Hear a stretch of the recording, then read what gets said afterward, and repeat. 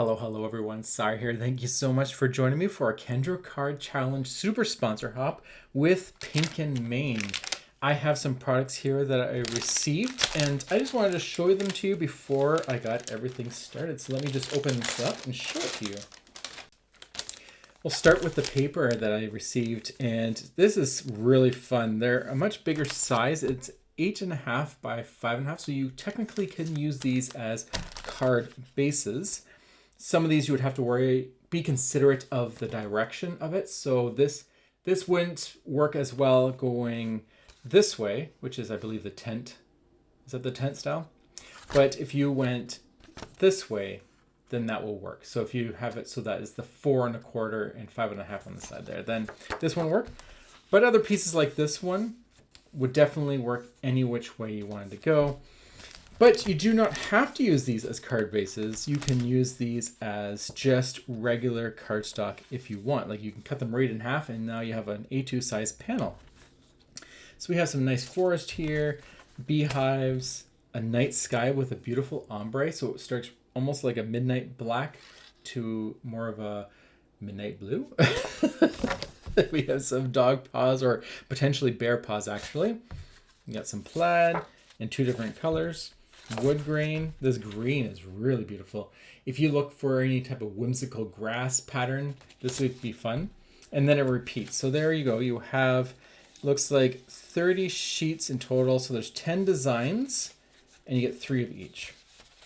They are single-sided. So when you're doing the Kendra Card Challenge, this paper will not work with the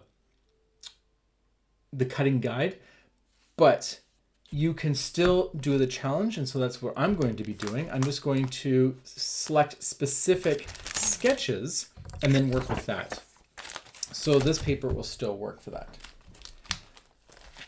I also have this stamp here called Snailed It with the coordinating die. And you get some mushrooms, snails. These are really cute, spring themed. And I just love these mushrooms. With some, I think it's a butterfly and another butterfly. For a second there I thought it was a dragonfly, but I see the little antenna, so it's not a dragonfly. And some little feather flowers here, and so many sentiments. And I love this the script mixed with just your regular font here. But the one that really got me, and you can pause it to see if you can read them all, but the one I really loved is the Oh Shiitake. If you mix that with the I missed your birthday, that's such an awesome sentiment. And I'm going to see if I can fit that in just because it's really funny. I love that. I'll put that there. And then what's actually really neat is it comes with, there's also a layering stencil. This is really, really cool. It coordinates with the stamps here.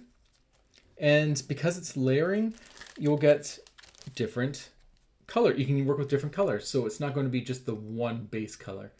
So here's some examples that they're using. And that is very exciting. I love the mushrooms, like how you get the different layers there. Even here, like look at that. That's so cool. And it looks like it does have like a little stitch outline on the outside to help you line things up. I'm assuming that's, yeah, that's what you're doing, because then you know the outline of the whole image. So that's what I'm going to be working with. So let's create some cards for Kendra Card Challenge. Okay, here we go. So I have my stamps already positioned in my stamping platform, and I'm going to do some embossing with this. So I'm going to take my static powder and I'm just going to make sure that's nice and covered. Probably should have done that before I put in the stamping pad just because of the sticky pad, but I was just be a little careful. You don't want to unstick your pad. And then I'm going to use some VersaFine Clear ink. I believe this is Fantasia color. I decided not to do black just to have some fun with different colors. It's still going to be a nice dark purple. Okay, so while I'm doing this, I can explain what the Kendra Card Challenge is if you're not familiar. It is a quarterly card sketch challenge where you are to make 15 cards for chances of winning many fantastic prizes. you can submit all 15 cards 3 times within the quarter. So we're currently in January, February, March. So you can submit for January, you can submit for February, and you can submit for March. And what that means is that you've created all 15 cards following the sketch guidelines, and then you've taken a picture of all 15 cards in one photo, and then you submit it to the link party. That link is on the Kendra Cards website. It's also on the printables. And once you do that, then you are eligible to win. If you want to sign up, you do need to be a Patreon member, but you do not have to pay. It's a free membership. And then once you do that, you can get the PDF, which you can then either print off or you can look at on your computer. And you'll have all the guide information on how to cut your paper, how to style your cards, and more information about the sponsors and etc. So it's definitely a lot of fun. And you can join the Facebook group as well. It's nice to share your cards there just so that everyone can see them. But once again, to actually get into winning prizes, you have to go to the link party and upload your photo there. If you would like to support Kendra Card Challenge, which it is a free service, you can pay for a paid tier on Patreon. And that will give you the challenge. It will give you past challenges. It will give you the color challenges in the past ones as well. You also get either the mystery kit or the sampler, depending on which tier that you signed up for. Okay, so hopefully that was enough explaining. If not, always feel free to leave comments in or leave a comment down below, and I will answer them as best as I can. You can also go to the Facebook group and ask any questions there. Okay, so now that we have that all embossed, I will say I really like the thick lines that this produced. I don't know if it's because of my embossing in the purple that made it look a little bit thicker, but I'm really liking it, and it's going to make these images pop. Now each one of these stencils does have a number, so there'll be 1, 2, and 3. But I don't really think that that's useful I don't believe you need to worry about it when you're stamping them and then stenciling them, because the odds of you being able to stamp them exact position where the stencil will be layered, I don't know. You're going to be coloring one image at a time. So I just did whatever stencil I needed to do, but the numbers are there. Now I am speeding through this very fast just so you can see how one of these is colored, and then I'll do the rest off camera. But I'm having a little fun with it. I'm bringing all my different color inks, one of each color of the rainbow, and then I'm kind of blending them as I go along. So I started with a yellow mushroom, added a little bit of green to it on the side. I have my yellow mushroom with the orange undertone. I just mixed the orange into the yellow a bit, just giving it a little bit of style and texture. And that's pretty much what I'm going to be doing for all these images. I pretty much will pick one color. I'll kind of mix them with others.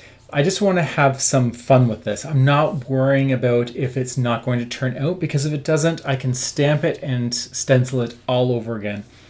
But this creates some really funky, bright fungi. So when I'm done, I'm going to have this yellow with a green.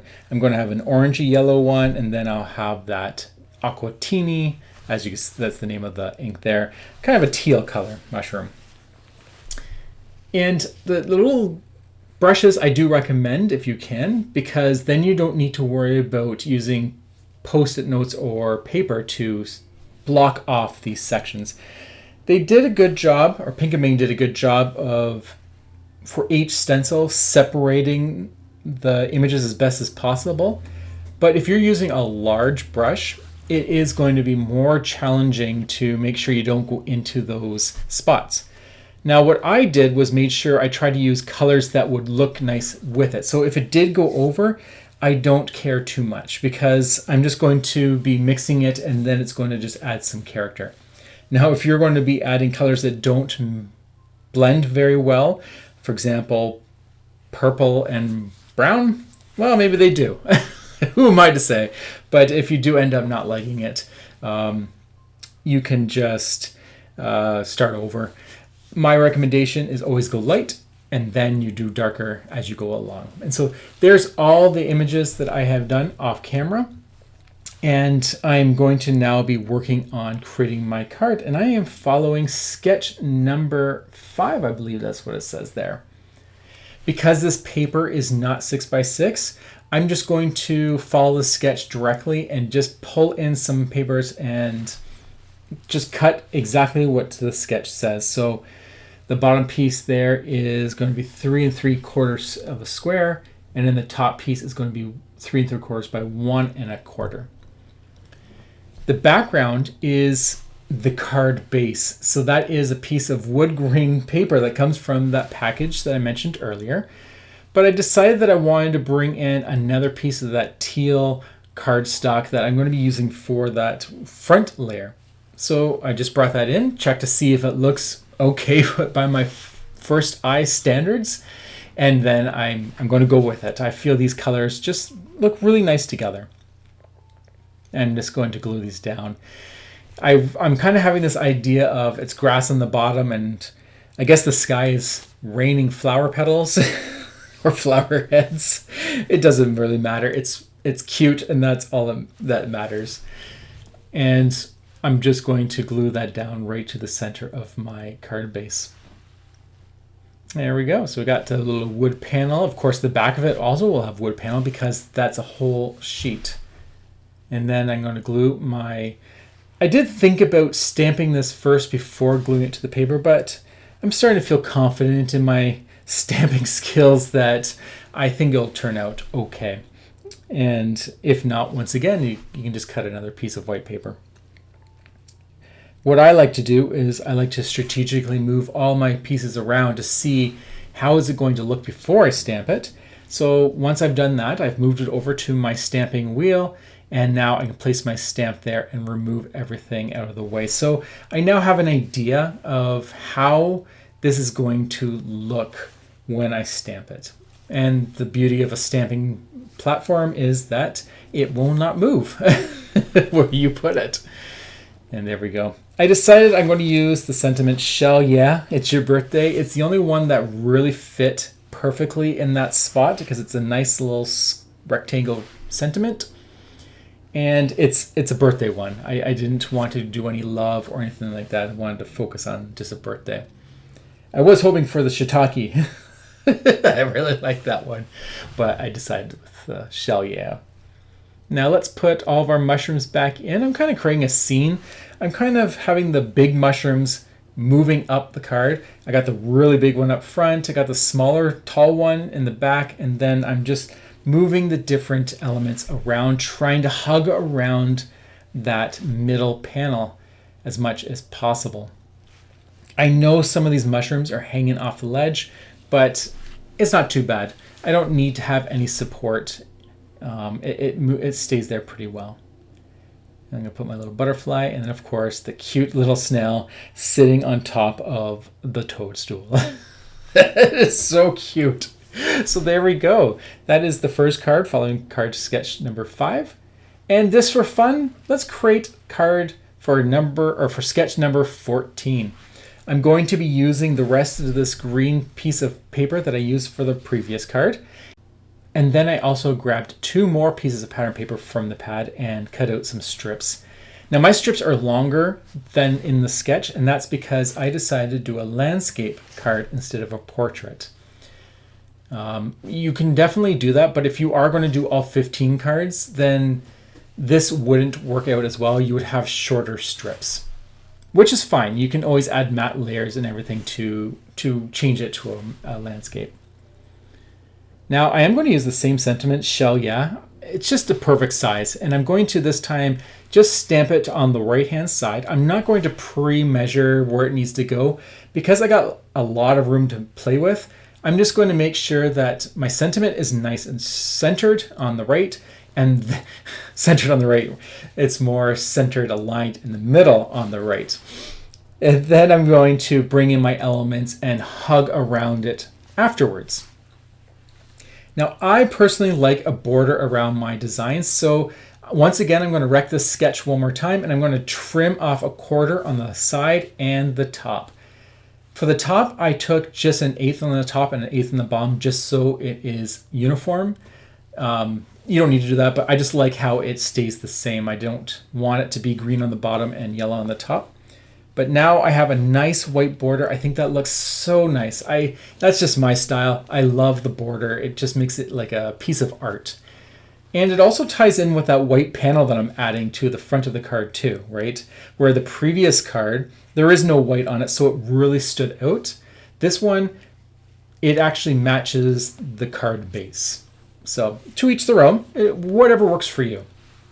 And now that I got this all propped up, all glued down, let's start making our scene. And I'm doing the same thing.